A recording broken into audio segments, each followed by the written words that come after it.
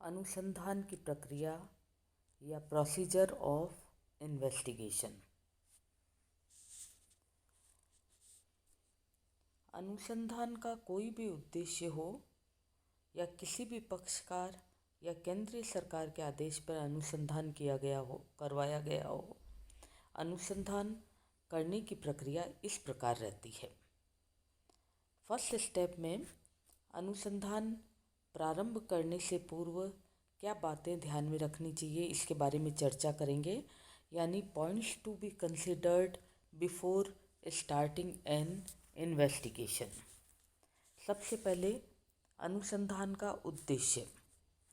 अनुसंधान प्रक्रिया को प्रारंभ करने से पूर्व ध्यान देने योग्य सर्वप्रथम बात यह होती है कि अनुसंधानकर्ता को अनुसंधान करवाने का कारण, उद्देश्य, क्षेत्र एवं सीमाओं की जानकारी भली भांति कर लेनी चाहिए।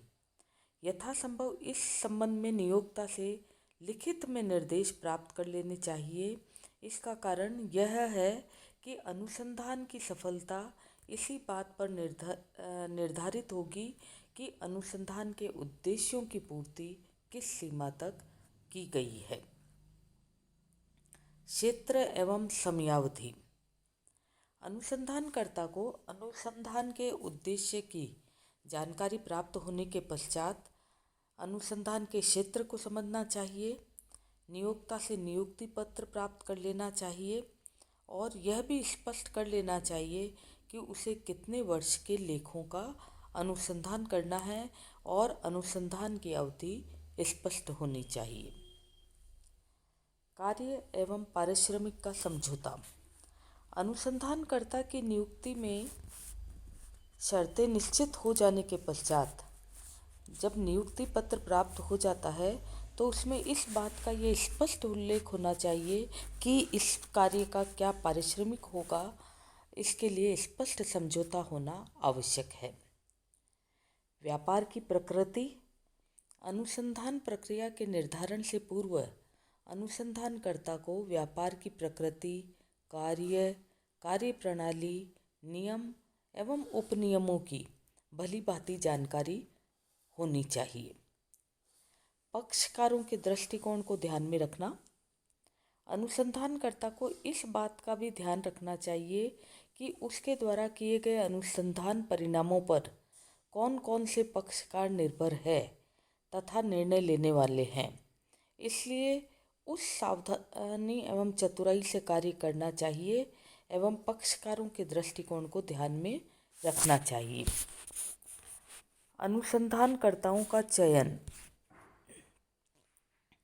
इन सभी बातों को ध्यान में रखने के पश्चात अनुसंधानकर्ताओं का चयन किया जाता है। इसके लिए योग्य एवं अनुभवी व्यक्ति लेने होते हैं। इसके अतिरिक्त व्यक्तियों का चुनाव अनुसंधान के उद्देश्यों को ध्यान में भी रखकर किया जाता है। लेखों की सत्यता की स्वीकृति। अनुसंधानकर्ता को यह पता करना चाहिए कि लेखों का कौन सा भाग सही माना जाता है। यह इस बात पर निर्भर करेगा कि लेखा आरंभ करने में किस उद्देश्य के लिए तैयार किया गया है। यदि लेखे सामान्य विधि से तैयार किए गए हैं तो उनका वैधानिक अंकेक्षण किया जा चुका है और यह माना जा सकता है कि लेखे गणितीय दृष्टिकोण से सही है। कार्य निष्पादन। अनुसंधानकर्ताओं को अपने दायित्व के अनुरूप संस्था के अधिकारियों, कर्मचारियों एवं प्रबंधकों के संबंध में जानकारी प्राप्त कर लेनी चाहिए और इसका व्यवहारिक तथा पुराना अभिलेख उनको कार्य करने में सहायता प्रदान करेगा। कार्यक्रम तैयार करना। इन कार्यों को करने के पश्चात अनुसंधानकर्ता को कार्यक्रम तैयार करना चाहिए जिसमें इन बातों पर ध्यान देना होगा। व्यापार की प्रकृति, अनुसंधान के उद्देश्य, लेखा प्रणाली, आंतरिक नियंत्रण प्रणाली और क्या लेखे अंकेक्षित हैं आदि।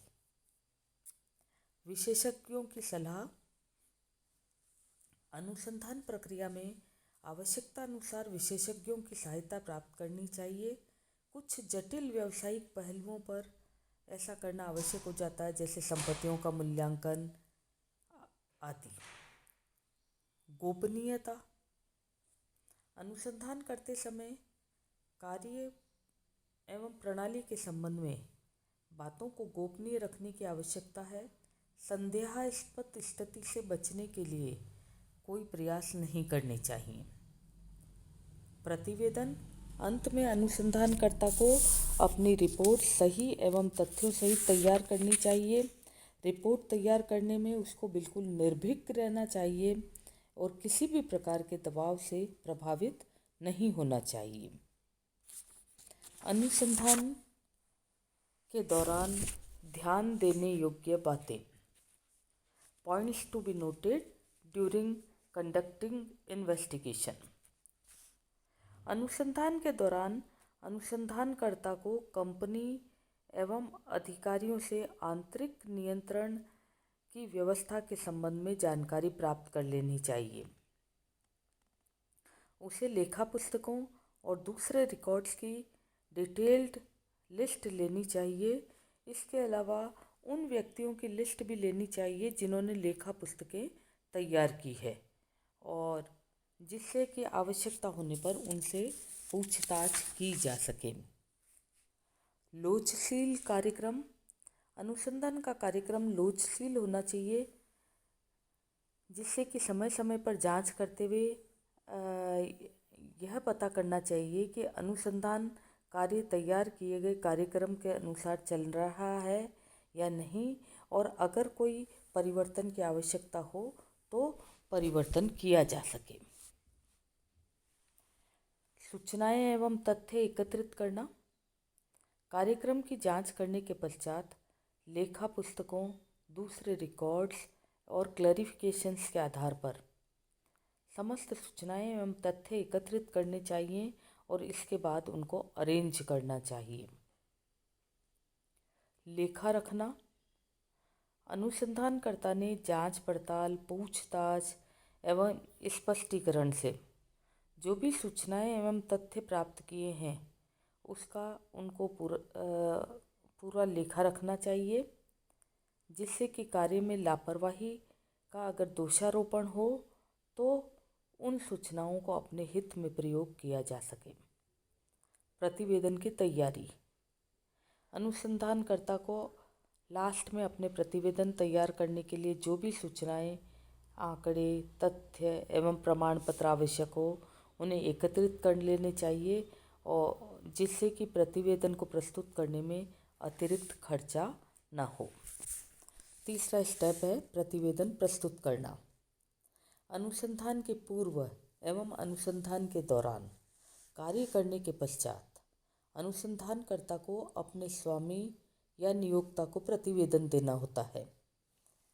इसमें जो बातें शामिल करते हैं या रिपोर्ट तैयार करते समय जो बातें ध्यान रखनी चाहिए वो इस प्रकार है।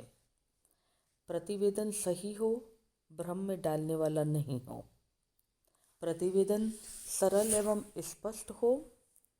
प्रतिवेदन में स्वयं के नियुक्ति पत्र, अनुसंधान का उद्देश्य, क्षेत्र एवं समयावधि आदि का उल्लेख हो।